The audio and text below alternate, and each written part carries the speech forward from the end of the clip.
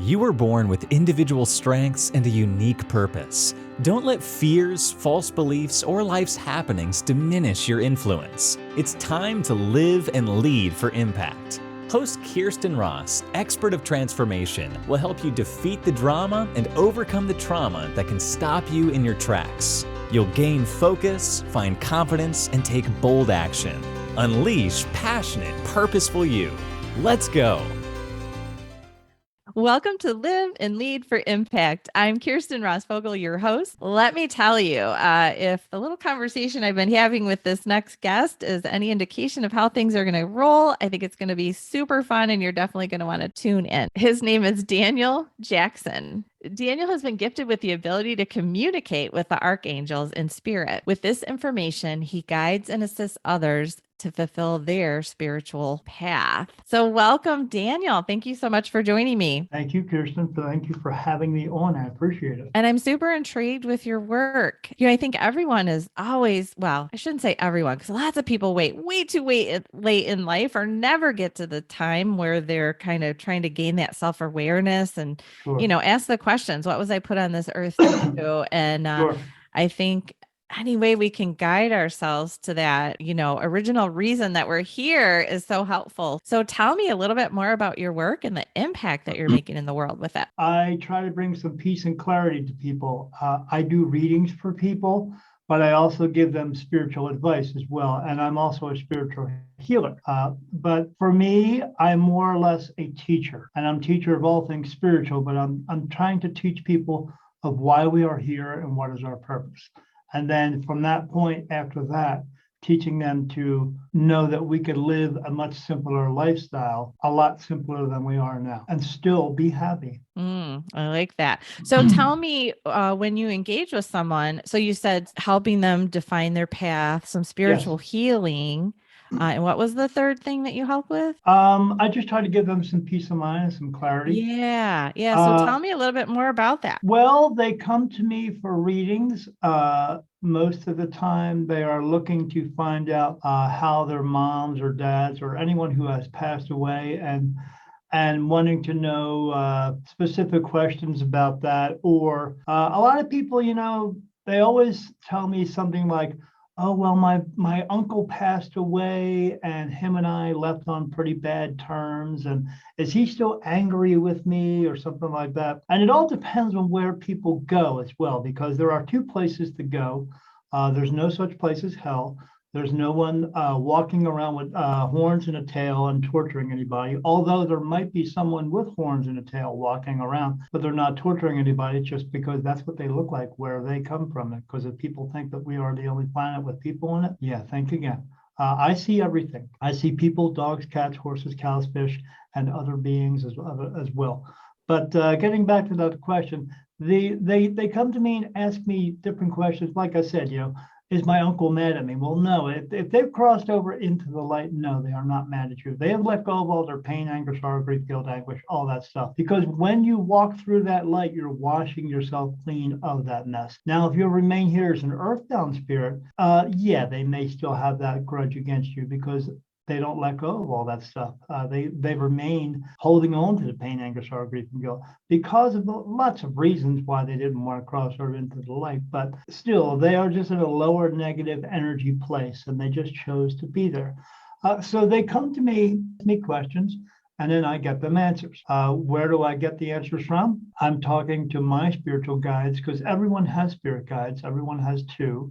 Basically, you have a man who helps you with more masculine decisions and a female with more nurturing type decisions. But my spirit guides are archangels. It's different.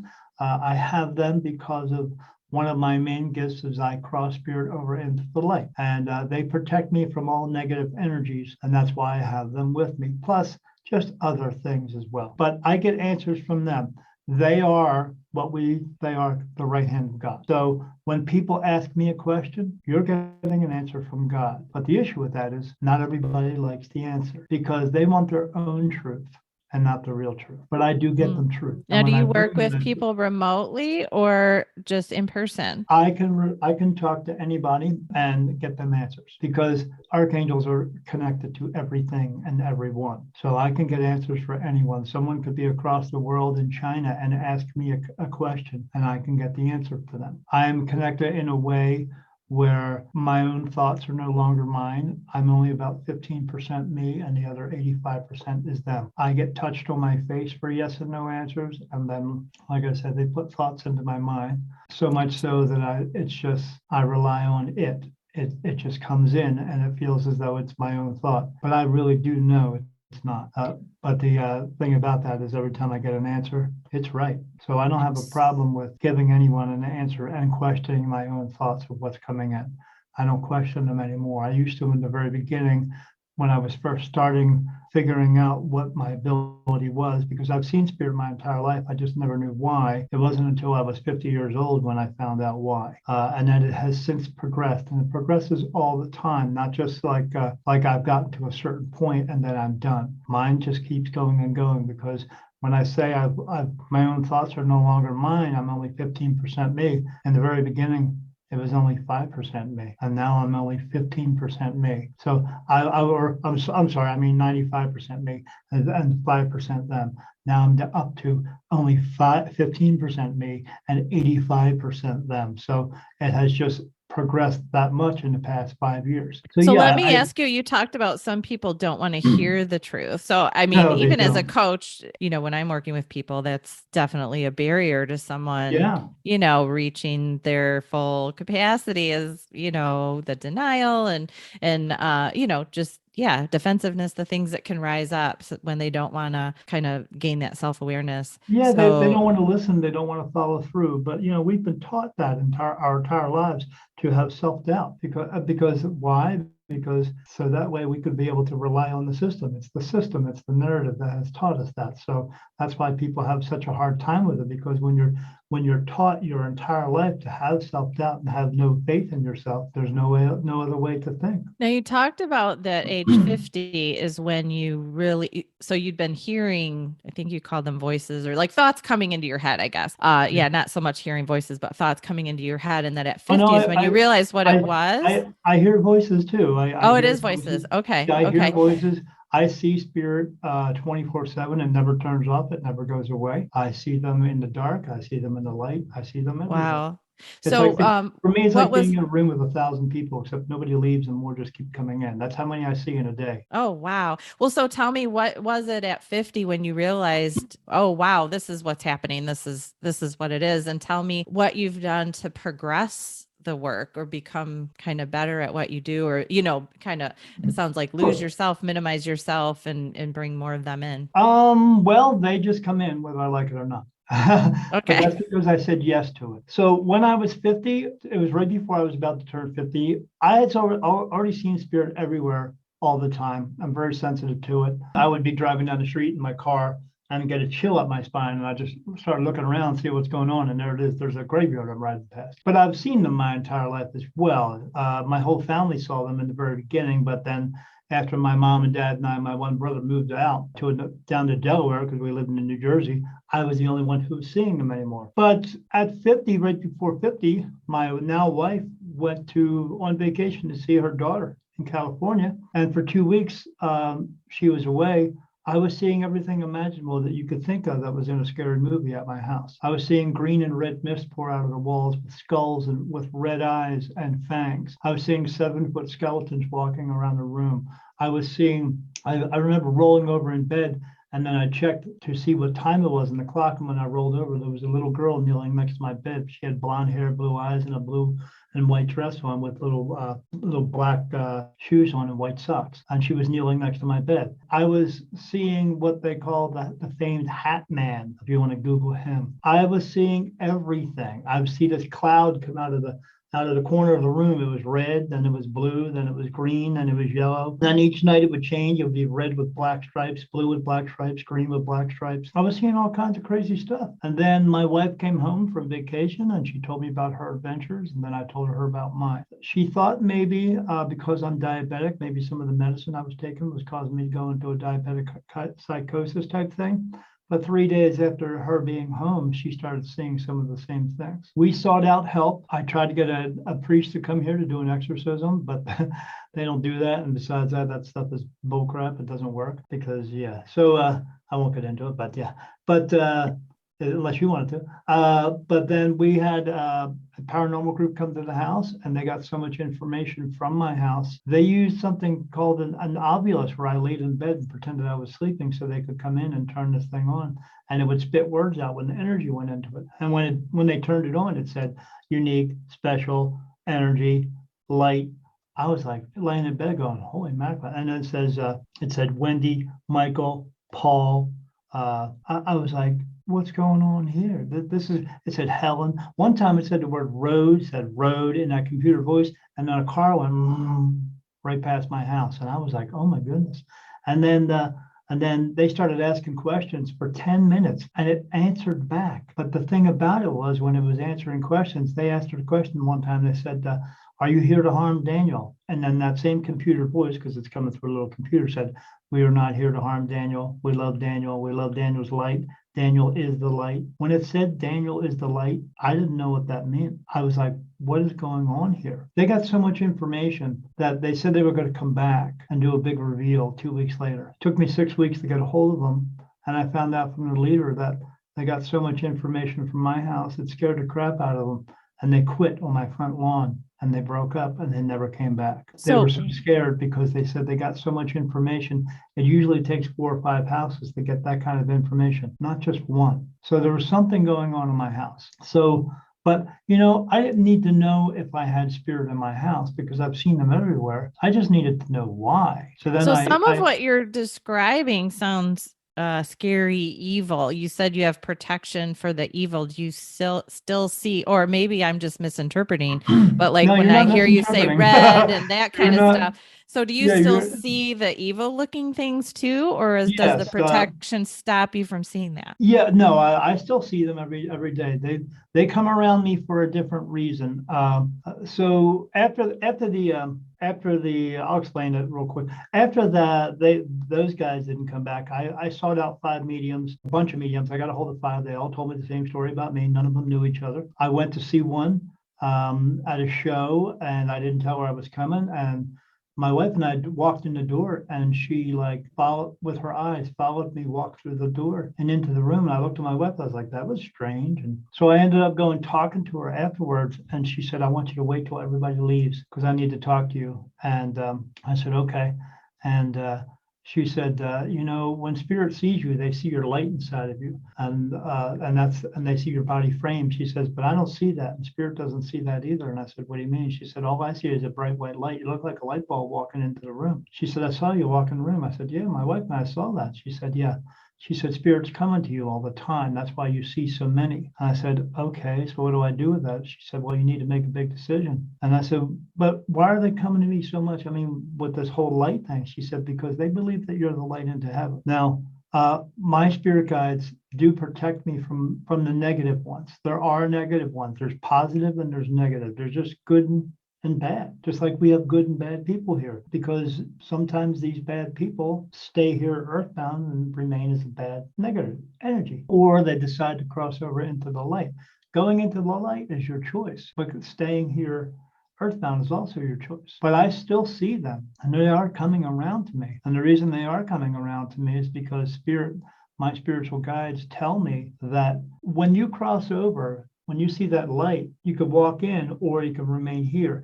Either way, whatever happens, that light will just turn off. If you walk in, it'll turn off. If you don't walk in, it turns off. But there's always one light that shines all the time. And that light that shines all the time in this physical world has to be in a physical body for a couple of reasons. One, to shine all the time so that all spirit can see it. And 2, so that that light that's in that body can also cross spirit over into the light. It's actually crossing it into its own light. And then it's also heard as well because it's in a physical body, so it's talking all the time. So what I'm explaining here is that light that all spirit can see all the time and hear all the time is the light into heaven, and it's me. So are you saying that light is in you? It's me.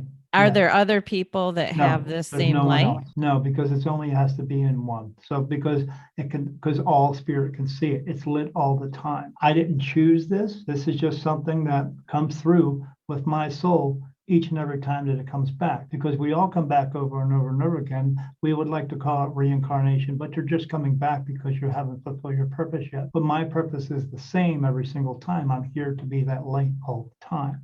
So it's just each time I come back, it's just a different version of me. It was actually in my grandfather before it was me. My grandfather wanted to know when I was going to be born because he knew, and he was telling my mom and dad, when's he going to be born? I want to come. I have two other brothers and a sister. And when they were born, he was like, yeah, okay. But with me, he was really, my mom said he was very super excited about it because he knew. And then my dad called him up and said, he's being born. You got to come to the hospital. And my grandfather got ready to come to the hospital, had a heart attack and died. And then his soul left his body and came into mine, and I was born. And that's the way it works. Each time a body expires, it just leaves that body and goes into the next one. It's all planned. Everyone's life is planned. So Wow. yeah, so that's why they come to me all the time, and then I cross them over all the time. And I'm not just saying I cross over one or two. I cross them over, a couple hundred, couple thousand at a time. But sometimes they just jump in on their own. They just go on their own because they can. But some of them who don't cross over the first time, maybe they feel lost, or maybe they just feel like they want to come in, try to go in. So I guide them through, and they talk to me. Even when dogs or cats talk to me, I hear it as English. Everything comes through as English for me. It's just interpreted that way. So yeah, I cross them over. But this is So I have to say, my last time here, oh, because this place is coming to an end. Oh, It's in my book. okay. I was already about to say that this is a very unique podcast interview. Yeah, I have because not spoken to someone who, and now you just dropped that. Yeah, because this there's no one place is else, coming there's to no an other end. medium you're ever going to talk to who can say this or can claim this. And you've probably never heard it before because they can't, because I just know it's me.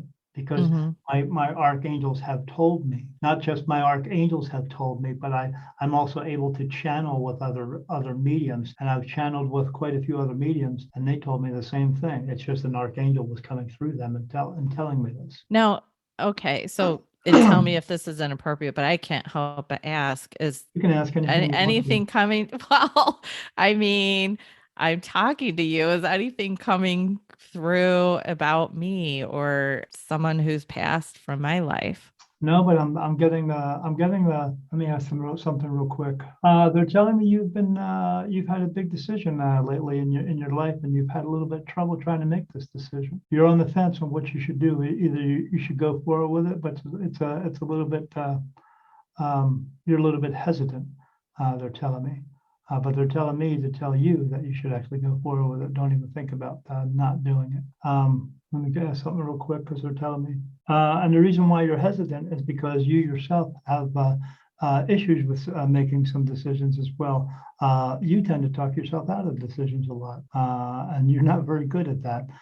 You wake up, you say you're going to do something, and then you go, and then you try to, and then you end up talking yourself out of it. And because well, I could go further with it, but you have to tell me if you want me to do that, because I don't want to say something on your show here and change the way people think. Oh, well, it's fine. I would like something more specific. I don't know if that hit. I mean, well, you said that people deny, but I've made a lot of really tough decisions in life. Yeah. And you have been very tenacious tenacious. too. Yeah, you have a little bit of not so much self-doubt, but doubt in the decision that you're about to make, and that's why you have such a hard time, because you believe that they are very tough decisions, but they're telling me they're not tough decisions. You just what is the word? You overanalyze, and you tend to do that a lot. And they're telling me you need to stop. You're making too much out of it. You just need, when it's the time to decide to do something, you just need to go with your gut feeling, and you don't go with your gut feeling all the time. You overanalyze it, and then then you talk yourself out of it. Stop doing that, because the decisions that you're trying to make, the feelings that you're getting that are within you is actually being brought to you by your spirit guides. But so what you're doing is you're talking yourself out of information or things to do that is actually answers that are being brought to you by spirit guides, by God. These are things that he wants you to do, and you try to talk yourself into something different. Now, Why? do you ever hear more specific information? Well, if you were to ask me, so that's the way it works with me. If you ask me a specific question about something, then I can get the answer, because they are very specific as well. Their answers are very black and white. And that's the way that I give people some peace of mind and clarity. They ask me a question and I get the answer. So if I were to ask about but people want me to ask, hey, what's my favorite color? I'm not psychic, because most psychics are only psychics are connected to the living, whereas mediums are connected to the ones who have passed. Although I do get some psychic messages, but I'm more of a medium than anything else, meaning I'm asking them specific questions and they give me specific answers. What if I asked you about a person who has passed away? Well, first tell me, if you want to, you can tell me the name of that person, and I'll let you know if they've actually crossed over or not. Oh, because they might be stuck. Right. Well, they're not stuck. They chose that. Or Marilyn, you need the phone. No, she didn't cross over. That's why you're not feeling too much of her around you, because I know you've been searching for that, and she's not. You can't feel her because she's in a place where you're not going to be able to feel her, because we pick up on more positive energy than we do negative energy. She's just not around. How about Florence? Florence, yes, has crossed over. Again, it's a choice that they make. They make it for many reasons. When you stand up out of your body, Kirsten, because you've been here, let me see, 27 times. So, and as soon as I started talking, the thought come right into my mind and told me 27. I asked, did you just say 27? And they touched my face and I got 27. So I got a yes answer. Because when I get a yes answer, it goes across my forehead in different spots. And when I get a no answer, it feels like a tear running down my face, especially like when you said that one woman's name, it went right down my face and I felt no. So I got no, she didn't cross over. But Florence, I got a yes. But when you stand up out of your body, I mean, you're on, let's say you've been here 27 times. So you've been here 26 other times, meaning you've had 26 other moms and dads, brothers and sisters, dogs and cats, 26 other astrological signs that mean absolutely doo-doo caca, because it has nothing to do with your soul. It has only to do with the spiritual, with the body. So when you stand up out of your body and you look down, you're going to see, you go, oh, I guess I don't need that anymore. You'll take a step to the left, you'll look to the right, the light's going to turn on. There may be some people there who want to cross you over, but it's up to you. It's ultimately your choice to do that, because it's ultimately your choice to make any decision you want to in your life here now, because no one else does it for you. You do it. So that's with anything. When you stand up out of your body, you're going to get perfect memories of all of your 27 lifetimes. And when you know you've been here 27 times, and there's a possibility that you may have to come back, you might think to yourself, I don't want to come back because I know my lifetimes were rough. So then you stay here. And then you walk around with the other gazillions of people who did the same thing, because there are gazillions of them. Yeah.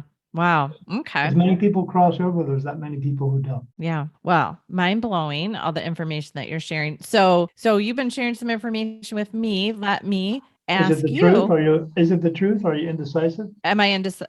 Oh, well, look I'm having a hard time answering the question. So. I mean, you have trouble I definitely take time to make decisions, but once I make a decision, I feel like I'm quite tenacious. But yeah, I definitely have that. And and I coach people through that time where you're kind of, the visual I get is that I've definitely lived through, but the visual I always get for myself and share with others is like standing at the edge of a field, and that where you are is not the right choice because you wouldn't be in decision-making mode. if the right choice was the right choice. But yeah, standing there in that kind of limbo land, I call it, before you actually move into that next step. And so like standing at the edge of the field and the uncertainty of what it looks like, but knowing that that's the right thing to do. Yes, I Because definitely everything stand in you've limbo done in land your for a entire bit. life has got you to where you are now. Whether you What's like that? it everything you've ever done in your entire life has got you to where you are now. But whether you like that or not, because no matter what, you're going to move forward. Because the only time you would not move forward is if you passed away. You're just going to move forward no matter what. It just depends on how long you decide that's going to take. So yeah, what I they're would say telling me there's to tell you to do is knock it off, because you're basically wasting time getting things done when you could get more things done quicker yes. by spending less time trying to make a decision that's gonna, is it going to affect your life? Yes, but you're only going to make two decisions in your entire lifetime for everything, because you have to look at it this way. There's no right and wrong, there's no epic failures, and there's no mistakes. It's not a mistake what you do. It's just what the decisions are what works for you and what doesn't work for you. And if it doesn't work for you, you just quit freaking doing it. If you and walk you do a through a different door, decision. yeah, if you walk through a door and there's a nail in the floor, what's the lesson to learn? If you trip over that nail, you go get a hammer and you walk through the door freely. Or you're one of those people who continues to trip over the nail the rest of your life. You know what you do? Learn from, oh, I went out with this guy, he was a piece of crap, and this one was a piece of crap, and this one was a piece of crap. Well, what was the same about them? Oh, well, they had brown eyes and blue and dark brown hair. Well, maybe choose something differently, because apparently that's not working for you. So Well, that I have now made a very good decision. But I will say I do feel like the work that but I'd made some wrong decisions for sure in the past. But you learn from them though, right? I did. Right. But I'm in the right genre. I'm in my gifting for sure with the work, but it's just more how I provide it or how I get more people to understand what I do. Those are the decisions. I'm grateful that like it's been about 20 years since I had the big like uncertainty and that like that yearning to find my purpose and all of that. I know I'm in the genre of my purpose. Well, the last 20 yes years. and no, because your purpose is not what you think it is, or our purpose is not what we think it is. Our purpose is not to become a lawyer or a doctor. You're going to fulfill your purpose by doing one thing, and that's for everything, for every single person. It's by being human. Your purpose is not, again, not to become a doctor or a lawyer. Our purpose is we are here to help each other just for the sake of helping, not just because you can, but just because you should. But in a physical way, someone's going to come up to you and say, hey, Kirsten, I'm lost, or excuse me, miss, I'm lost. Can you help me find my way? And it's up to you to use your free will to decide whether or not you're actually going to do that. But we do that in many different types of ways. We help people along. We help them financially, or we help them because they are lost, or because they just need help because they can't move around as well. But a lot of people don't do that because they think this life is all about them, when it's not. It's about us helping other people. That's what our purpose is. And then when you return home, they will let you know, because it's no judgment. It's just kind of like a life review. They just go over your life with you and let you know what you did and did not do. And they will tell you about the ideas that they did give you, and you just decided to talk yourself out of it, because we let the world condition us into all that crap. Because those are the people who want to tell you how to live your life the way they want you to live it, and give them 10% at the same time. How did they know about 10% way back then? Because the people who wrote all that mess in the books and all that stuff, they're kings and queens. So, and they want you to rely on them for everything. They want you to be under their thumb all the time. But we don't have to do that. We have to decide that we don't have to do that anymore. We can do something else. Yeah, we're here to help people. And if you're walking around in this world thinking, oh, I don't need to help anybody, it's all about me, and I'm going to take 1,000 selfies all day long. Yeah, you're just going to keep coming back over and over and over again until you get it right. That's all. Yes. Well, and I agree with you. I mean, if you listen to the beginning of this podcast, the little like jingle thing that happens at the beginning, the intro, it is all about finding our strengths, and that I believe that we're here put on this earth for purpose, and that passion is the litmus test that tells us that we're heading in the right direction, and it's our job to figure out the reason that we're here. And so and so it's figuring out what our gifts are and how we're to use them in service of others, the outcomes we're to work to make. life is not meant to be easy. If it was meant to be easy, what would be the point of living? If you were given everything in your lifetime, you wouldn't appreciate anything that you do have. So let me ask you, what current challenges are standing, or a current challenge that's standing in the way of you making your bigger, bolder impact, serving more? And let's create some strategies. So let me help you. To get people to listen and to follow through. They'll come to me with asking me some questions, and then I'll get them the answer. And then they'll come back to me a couple months later and they'll say, "Oh, Daniel, well, what you told me last time didn't work." And I go, "Let me ask them why it didn't work." I go, "Oh, because you didn't listen and you didn't follow through." And they said, "Oh, no, I followed through." I said, "No, but you changed it around. You tried to use your ego to change it a little bit more. When I told you to make the car payment of $1,000 or whatever it was, instead, what you did was put $600 down on it, and then you took $400 and went and bought some jewelry, correct?" And they go, "Yeah." So, okay, then what you did is manipulate the answer that you wanted. You asked the question, I gave you the answer, but you didn't like it because you tried to change it a little bit better. And when you do that, it went bad, right? You lost the car, correct? And they said, "Yeah." I go, "Well, whose fault was that? Mine or yours?" Yeah. They don't follow through. Yes. Get the answer. When you get an answer, when you're getting an answer from God, like I said, they want the answer, but they don't. They want their own answer. They want their own truth, Well, someone has to be, they have to have the motivation to make the change, because the change is uncomfortable, as we all know. Difficult. And so, and so they have to, so it's that old adage, the pain of the change has to be less than the pain of the current circumstance. But it's not going to be, because it's going to be some lessons are just going to be harder to learn. Or it's saying them in different ways. So as a coach, I bump up against this all the time, because all I can guarantee is that I provide you the opportunities to shift things. I can't guarantee that you'll do what, but I provide you with the opportunity. And so just knowing that part I have to let go of, because I mean, even God gives us free will. And so they have free will. There's no way that I can make them take the advice, take the actions, even when they commit to. Yeah. When you get done with an individual person, all you can do at that point is hope that they follow through with what you told them. Yep. And I can't take any of the other responsibility on, or the worry of it, or any of that, because that's wasted energy from me. I have to be really intentional about my energy. And if I take on things that aren't within my control, then I'm using my energy for worry or pushing to make something happen that I can't make happen. You give them the information, you give them the tools to do the job, but they have to learn how to do this themselves. You can't walk them along. You can't hold their hand every step of the way, because just in what I tell people, I'm here to give you some guidance, some answers to things, but I'm not here to be your personal fortune teller who's going to be there every step of the way, because you have to go through it. You have to find out what does work for you and what doesn't work for you on your own. If I give you the answers to everything, what did you learn? Nothing. We're here to learn. We're here to learn lessons and fulfill our purpose. And we're always going to learn as long as we want to learn. But some people don't. They want to sit around with their thumb up their butt all day long, waiting for something that's just going to happen to them.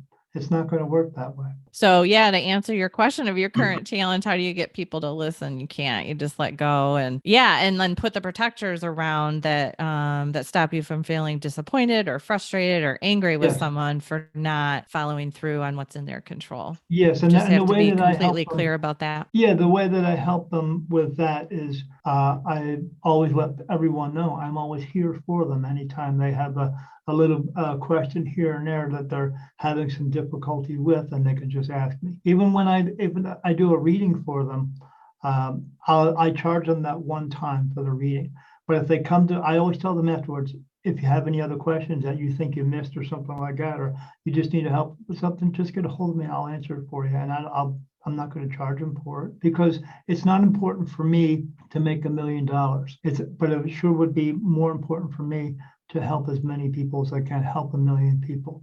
Because in my belief, I don't think we need 6 cars and 7 houses and 10 boats. We don't need that stuff. But what we do need is some help sometimes. So I do my best to help them as much as I can, as long as they're willing to follow through with what I'm telling them. But if they're not willing to follow through, at that point, I have to just move on to the next one. Yep. Same here. I mean, I don't keep working with people that aren't making progress. And Right. unfortunately, some people just have that big wall up and the defense mechanisms, Yeah, the stay well, stuck strategies. And when they're ready, like you can be hopeful that they'll be ready at some point. But yeah, if they're using stay stuck strategies and putting their focus and energy on that, there's not a way to help at that point until they're yeah, ready. and I can always tell when someone's lying to me as well, because like I said, I get yes and no answers. And so when people start asking me questions, the first thing I do is I ask them, are they telling me the truth? And if I get a no, I stop the reading right there and let them know. And they go, oh, how'd you know that? And I said, because you're talking to the freaking medium. That's how I know that. Because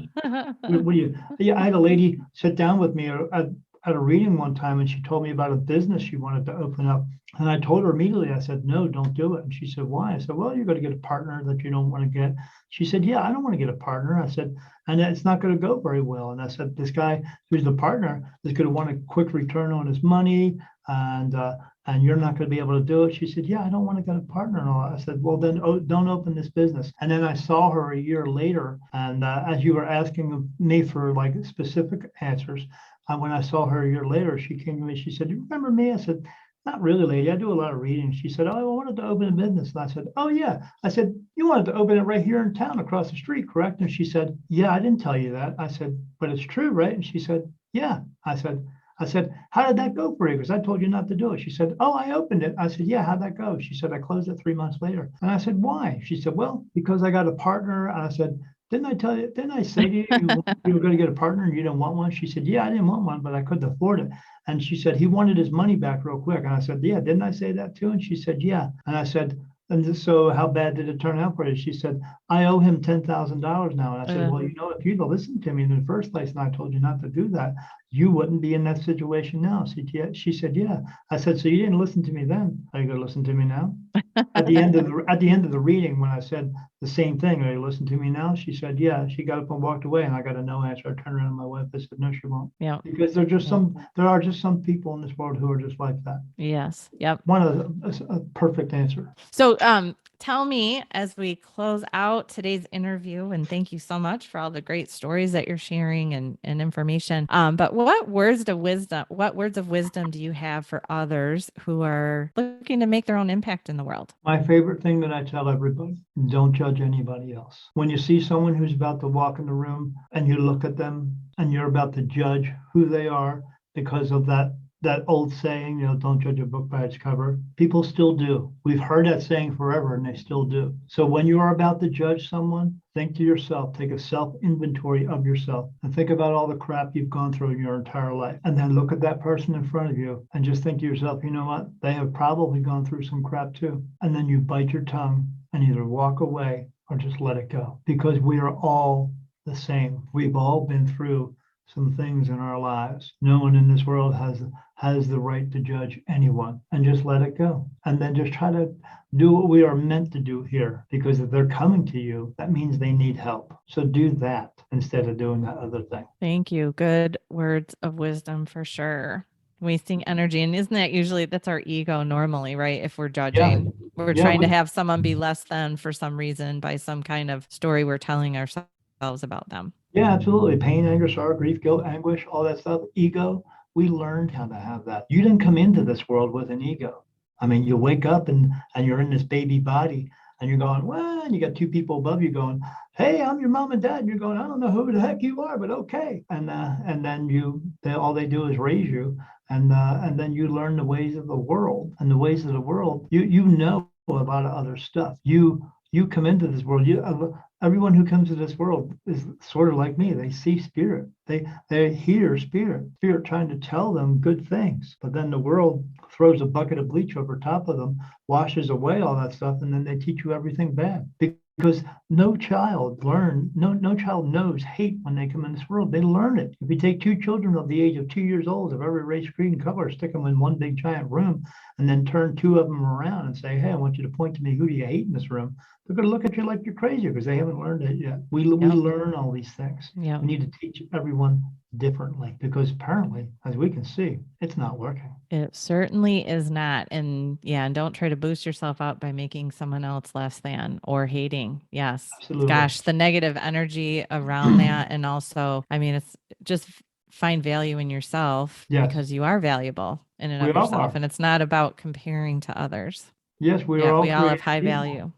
We all come into this world. We're all created from the higher source, God, from a part of him, which makes our soul a divine soul. Everyone is a divine soul, not just Jesus Christ. Everyone is. But unfortunately, we live in a world of people who want to have power and control over each other. And that's why we have that mess going on here now. We're all created equal. We should all be treating each other equal because we all leave here as equals. So why don't we do that while we're here? Yes, please. Yeah. Well, let's all add to the positive energy of this earth. And Daniel, thank you so much for joining me today. It's been a very enlightening and interesting conversation. Like I said, unique, definitely compared to the kinds of conversations we normally have. So I hope everyone's enjoying it. If you want to connect with Daniel, we'll have all of his links on today's show notes, but you can find him if you have a pen, write this down, spiritmediumdaniel.com or his Facebook page at Spirit Medium Daniel. Again, you can find the show notes for today and those links by going to defeatthedrama.com, click on the podcast tab and go to episode 297. And if you are working to make your bigger, bolder impact and struggling with, a need for some personal growth or how to build your own high performing team to make your bigger, bolder impact, leadership, communication, all those kinds of things, please check out myimpactacademy.com/join. You can have 2 weeks full access immediately, 365 days a week, 24 hours a day to all kinds of digital content and also access to me every other week.